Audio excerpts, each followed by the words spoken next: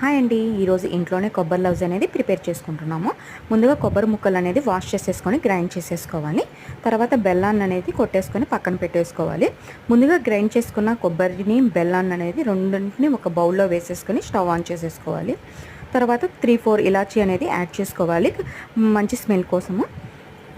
ఈ ప్రాసెస్ అనేది సిమ్లోనే ఉంచేసి చేసుకోవాలి, లేకపోతే మాడే ఛాన్స్ ఉంటుంది.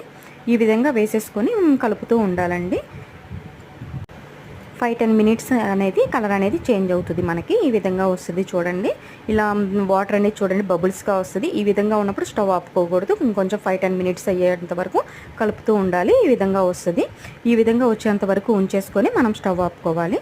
తర్వాత వీటిని ఒక పక్కనే ఉంచేసేసుకొని ఆరనివ్వాలి. ఆరిన తర్వాత ఈ విధంగా అనేది ఉండలు అనేది చేసేసుకొని ఆరిన తర్వాత కొంచెం అనేది డబ్బాలో అనేది స్టోర్ చేసేసుకోవచ్చు. ఈ వీడియో నచ్చినట్టయితే